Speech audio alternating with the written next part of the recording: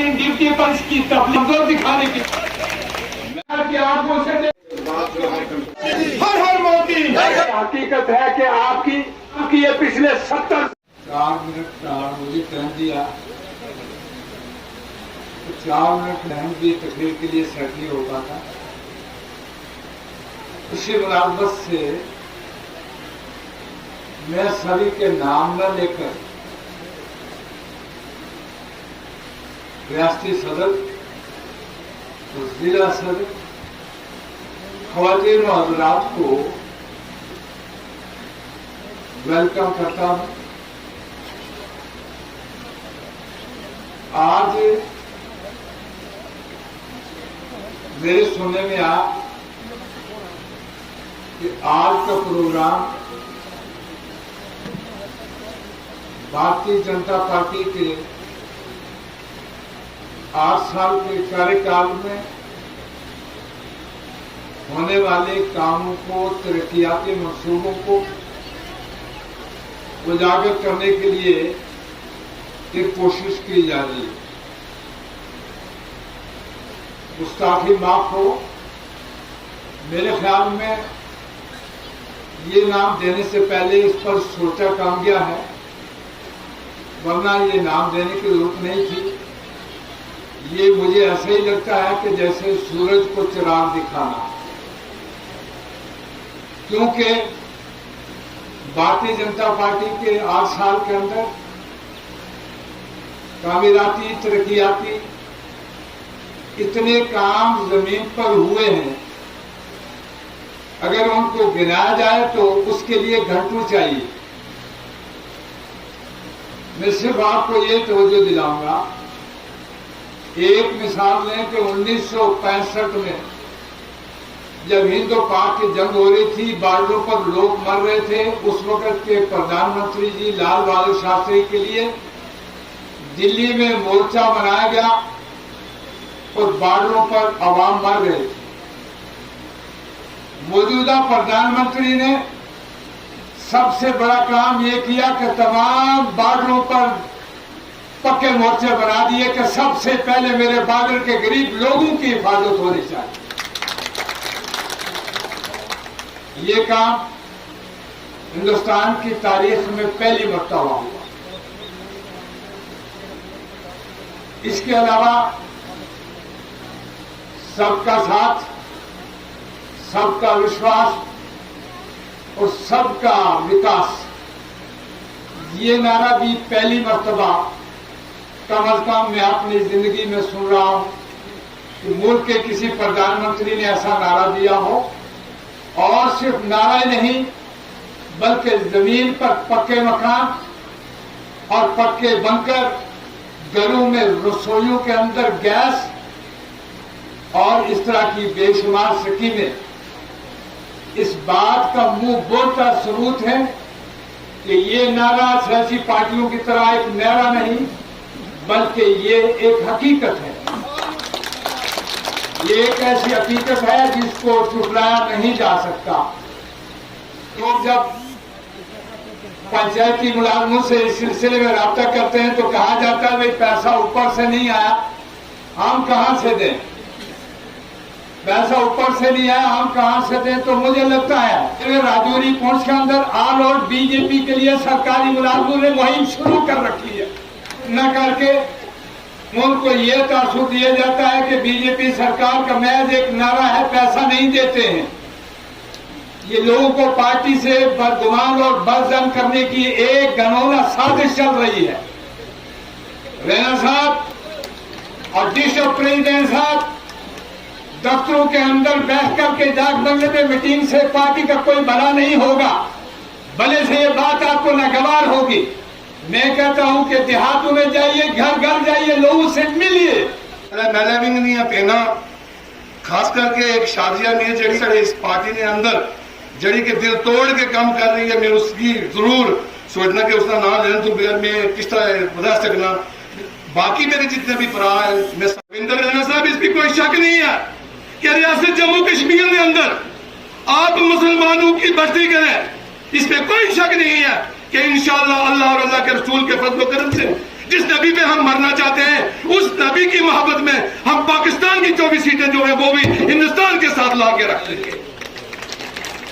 काम किया, हमारे प्रधानमंत्री की सोच, उस सोच का मुकाबला कोई नहीं कर सकता है। मैं सब कंट्रियों के जितने भी प्रधानमंत्री हैं, मैं उसके मुकाबले में एक प्रधानमंत्री को भी नहीं मानता हूं। और मैं ये कहूंगा कि सारे जहां से अच्छा हिंदुस्तान हमारा, हम बुलबुल हैं इसकी, ये गुलिस्तान हमारा। मजहब नहीं सिखाता आपस में प्यार रखना, हिंदी है हम वतन, हिंदुस्तान हमारा। कहूंगा हाथ ऊपर खड़े करके, मुट्ठी बंद करके तो आवाज आए, आजाद हिंदुस्तान, हिंदुस्तान, हिंदू मुस्लिम सिख इत्तेहाद। जो आदमी बीमार है उसको कार्ड दिया गया। मुझे बताओ 5 लाख का कार्ड आज दिन तक हिंदुस्तान में कितने प्रधानमंत्री आए? आपको मिला 5 लाख का कार्ड? किसी को भी मिला या नहीं मिला? मुफ्त वाला कार्ड मिला ना आपको? और उसके बाद मुझे बताओ, हर पंचायत में 2 मकान होते थे, आज हर पंचायत में 50 मकान, 100 मकान, 200 मकान आ रहा है। जम्मू से पुंछ तक नेशनल हाईवे का कभी आपने सोचा नहीं? इससे पहले भी हुकूमतें रही, हिंदुस्तान के अंदर भी रही, जम्मू कश्मीर के अंदर भी रही, लेकिन जब से नरेंद्र भाई मोदी जी की हुकूमत आई है और पुंछ तक नेशनल हाईवे का हुआ है, काम शुरू है या नहीं शुरू है? बताएं, शुरू है नहीं है? शुरू है। लेकिन मैं आपसे एक बात कहना चाहता हूं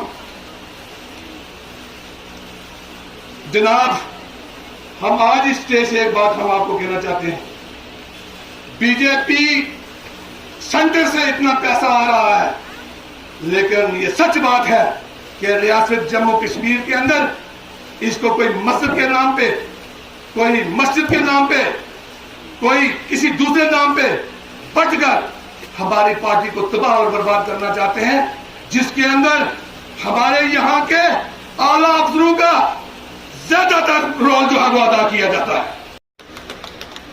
यहाँ मंच पे सभी का नाम लूंगा क्योंकि लोग बेचैन है रैना साहब की स्पीच करने के लिए। मैंने खुद ही कहा था लुथरा साहब से कि हमें बोलने की कोई ज़रूरत नहीं है, अब हमारी जगह भी उतना टाइम रविंदर रैना साहब ही बोलेंगे, तो इसलिए उसमें उन्होंने हमारा नाम नहीं लिया था। रैना साहब के हुक्म से हाजिर हुआ हूँ। यहाँ सारे पुंछ के मुअज़्ज़ज़ शख्सियत, पंच, सरपंच, मंडल प्रधान, चाहे पार्टी के वर्कर हों, हमारी बड़ी तादाद में यहाँ बहनें, ये शाजिया मीर और हमारी जो जिला अध्यक्ष ज्योति बल्ला जी के वजह से आज हमें यहाँ भारतीय जनता पार्टी के इस प्रोग्राम में महिला और मर्दों की तादाद बराबर बराबर नजर आ रही है। अब सबको मेरी तरफ से अस्सलाम वालेकुम, आदाब। हमारा ये प्रोग्राम तंजीम की, पार्टी की वसीयत प्रोग्राम के मुताबिक है कि 8 साल से भारतीय जनता पार्टी नरेंद्र भाई मोदी की सदारत में हुकूमत जो चल रही है, उसमें हमने क्या हिंदुस्तान में क्या क्या अचीवमेंट की, उसके लिए हमें 14-15 दिन का ये जो प्रोग्राम है, 15 दिन का 30 मई से लेके 14 जून तक यानी कल तक, तो उसके लिए ये जो हमारा मीटिंग आज जो हो रही है, ये रैली हमने परेड ग्राउंड पुंछ में 5-10 हज़ार लोगों को इकट्ठा करके करनी थी, मगर रैना साहब ने कहा कि एक आप मोज़ सीनियर सिटीजन, आम जो पार्टी के वर्कर हैं जिन्होंने काम में हिस्सा लिया है, उनको बुला के तो एक मीटिंग कर लो, इतनी बड़ी रैली निकालने की जरूरत नहीं है। क्योंकि कुछ दिन पहले हमारे किसी आदमी ने, हमारे ही मुल्क के, हमारे यहाँ जमहूरियत है, लोगों को बोलने की खुली इजाज़त है, ऐसे भी कुछ लोग होते हैं तो उनसे हमें नफरत नहीं करनी है, क्योंकि वो भी हमारे इस्लाम मज़हब किसी को बद्दुआ नहीं देता है, उसको वसीयत करता है कि आप सही रास्ते पे आ जाओ। हम पुंछ की बात कर रहे हैं। जो लोग भारतीय जनता पार्टी को प्रोपगंडे की नीयत से ये कहते हैं कि भारतीय जनता पार्टी का नारा सबका साथ, सबका विकास और सबका विश्वास खोखला है, एक्चुअली वो लीडर खुद खोखले हो चुके हैं। छोटी सी मिसाल मैं देता हूं कि 8 साल पहले यानी कि 62 साल में जो हुकूमत हुई है उसमें पुंछ डिस्ट्रिक्ट की बात मैं करता हूं। यहाँ 18,000 लोगों को पेंशन लगी थी और इस 8 साल के दौरान में वो तादाद बढ़ के 63,000 आदमियों को पेंशन, जिसमें विडो और गरीब और एज लोग हैं जिनका कोई सहारा नहीं है, 63,000 लोगों को पेंशन लगी है। जो मोदी सरकार की तरफ से 2-2 हजार हर किसान को, क्योंकि एक किसान गरीब होता है, का जज्बा होना चाहिए और हर शख्स के दिल में गरीबों, ज़ईफ़ों, दर्दमंदों के लिए हमदर्दी का जज्बा होना चाहिए। और अगर एक सच्चे इंसान के अंदर ये सारी खूबियां हैं तो वाकई वो ऊपर वाले के पैगाम को मानने वाला वो शख्स कहा जाता है। मेरे साथियों, आप सबने देखा कभी कभी कुछ अनासर ऐसे होते हैं जो कभी मीडिया में, सोशल मीडिया में, फेसबुक में, कभी ट्विटर्स में ऐसी अनाप शनाप चीजें लिख देते हैं कि किस लोगों के जज्बात को ठेस पहुंचती। ये काम नहीं होना चाहिए। हमको हर एक मजहब का इज्जत और एहतराम करना है और हर एक शख्स की हमको इज्जत और एहतराम करनी है। सब मजहब अच्छे हैं, मजहब नहीं सिखाता आपस में बैर रखना। हिंदी है, हम वतन है, हिंदुस्तान हमारा, ये हमारा मुल्क। हमारे मुल्क की जंग आजादी में बड़े बड़े मुल्क के रहनुमाओं ने कुर्बानियां दी, फ्रीडम फाइटर्स, क्रांतिकारियों ने कुर्बानियां दी।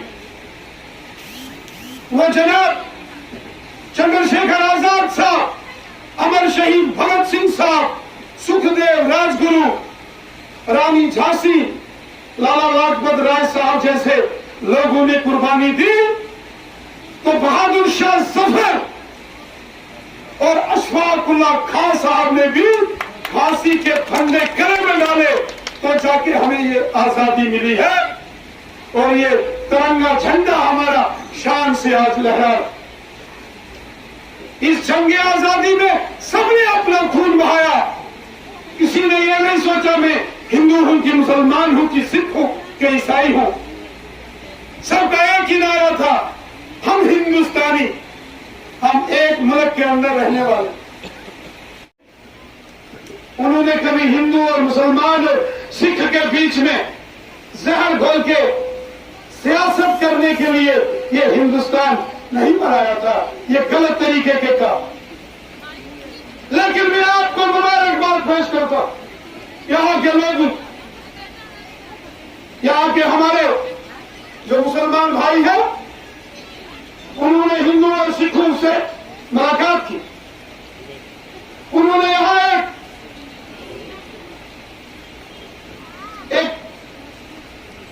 उन्होंने कुछ मुजाहरा किया और मुझे यहां बताया गया कि उनको पूरे पुंछ के हिंदू और सिखों का भी पूरा साथ यहां मिला है और वो सारी दुकानें यहां बंद रखी गई।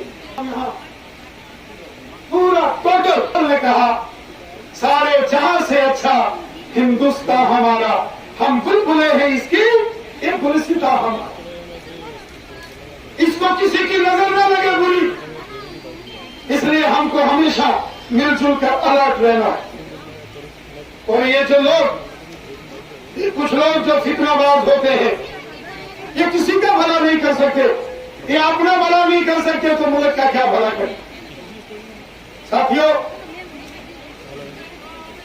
आपने देखा होगा हमारे मुल्क के जनाब प्राइम मिनिस्टर मोदी साहब ने जब हुकूमत चलाना शुरू की, हलफ लिया, उन्होंने एक मिशन ले लिया और मिशन था सबका साथ, सबका विकास, सबका विश्वास। कोई पराया नहीं, हिंदू, मुस्लिम, सिख, ईसाई आपस में है भाई भाई। और उन्होंने कहा हमको मिलकर रहना। ये मोदी साहब थे जिन्होंने कहा मैं अपने मुसलमान नौजवानों के एक हाथ में अगर कुरान देखना चाहता हूं तो दूसरे हाथ में कंप्यूटर देखना चाहता हूं।